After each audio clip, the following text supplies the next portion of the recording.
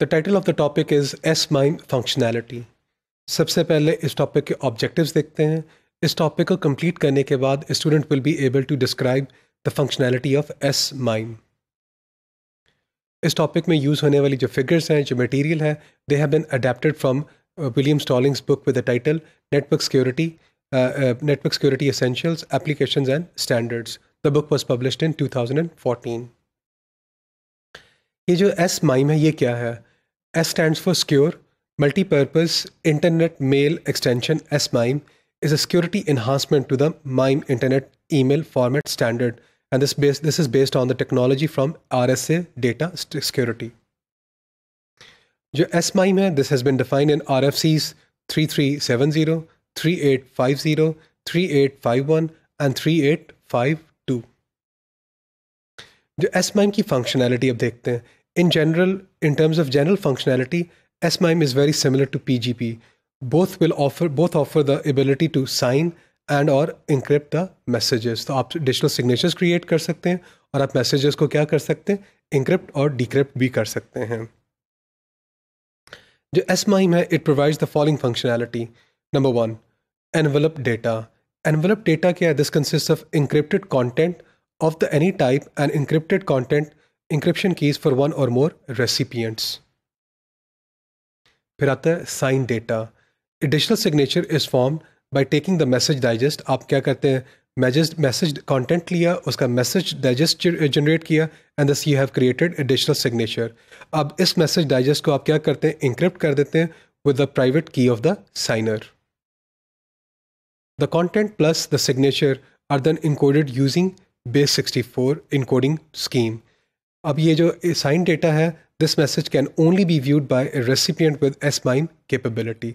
अगर आपके रेसिपिएंट के पास S-MIME कैपेबिलिटी नहीं है तो वो जो साइन डेटा मैसेज है उसको व्यू नहीं कर सकता. फिर आगे हमारे पास टर्न क्लियर साइन डेटा की. As with the sign data, a digital signature of the content is formed. आपने क्या किया? कॉन्टेंट लिया, उसका डिजिटल सिग्नेचर बना लिया, but only the digital signature is encoded using base64. आपका जो मैसेज है उसको आपने इनकोड नहीं किया, सिर्फ डिजिटल सिग्नेचर को एनकोड किया है, इसीलिए उसका नाम है क्लियर साइन डेटा. इसकी वजह से क्या होगा? द रेसिपिएंट्स जिनके पास S-MIME की कैपेबिलिटी नहीं है, they can also view the message content. वो मैसेज कॉन्टेंट को देख सकते हैं, लेकिन वो सिग्नेचर को वेरीफाई नहीं कर सकेंगे. फिर हमारे पास एक और फंक्शन है, sign and envelope data. Sign and envelope data में क्या होगा? Sign only and encrypted only entities में बी नेस्टेड. इसमें क्या होगा कि आपके पास जो इंक्रिप्टेड डेटा है, इट मे बी साइंड, और जो साइन डेटा है या क्लियर डेटा है, दे मे बी इंक्रिप्टेड. तो यहाँ पे एक नेस्टिंग हो रही है.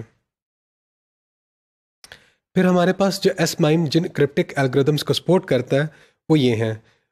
S-MIME uses the following terminology taken from RFC 2119, which is the keyword जिसकी description है keywords for use in RFCs to indicate the requirement levels to specify the requirement level. वो कौन सी definitions है, वो कौन सी terms हैं? पहली है जिसका नाम है must. The definition is an absolute requirement of the specification. जहाँ पे ये must आ जाएगा, इसका मतलब आपकी जो ये क्या होगी? absolute requirement है और आपकी specification को उसको support करना है. An implementation must include this feature. ये जो फीचर है, जहाँ पे भी मस्ट होगा, उस फीचर को क्या होगा या फंक्शन को क्या करना है? You have to make a part of it, make it the part of the implementation, and it should be in conformance with the specification. एक कहीं आपको नजर आएगा शुड का क्या मतलब होगा? There may be exist for valid reasons in particular circumstances to ignore this feature और फंक्शन. तो आप उस फीचर को या फंक्शन को जिसके साथ शुड आ जाएगा, उसको आप कई जगह पे आप क्या कर सकते हैं? उसे इग्नोर कर सकते हैं. But it is recommended that can be implementation include the feature और द फंक्शन. जो S-MIME है, इट इनकॉर्पोरेट्स 3 पब्लिक की algorithms. Number 1, digital signature standard DSS is the preferred algorithm for the digital signatures.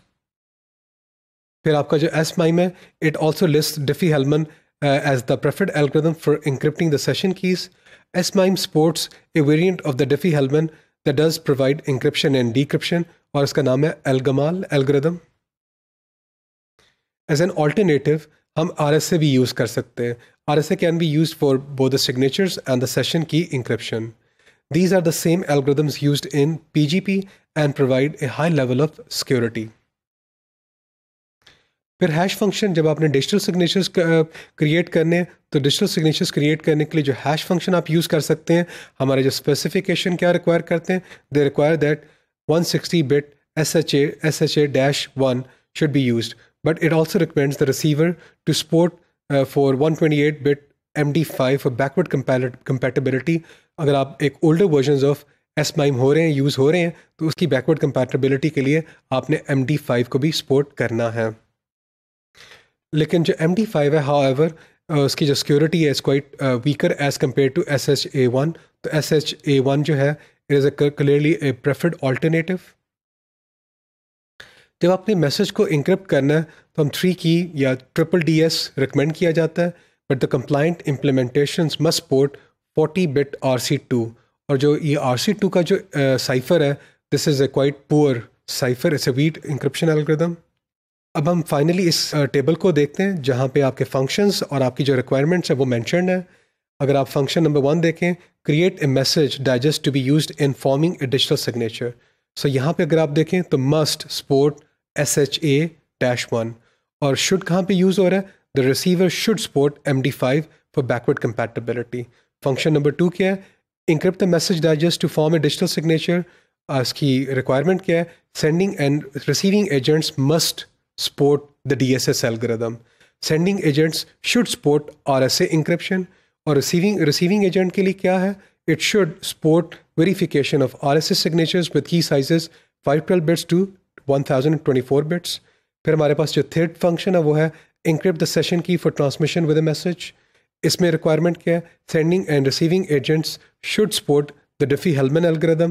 Sending and receiving agents must support RSA encryption with key sizes 512 bits to 1024 bits. फिर हमारा जो fourth function है, encrypt message for transmission with a one-time session key.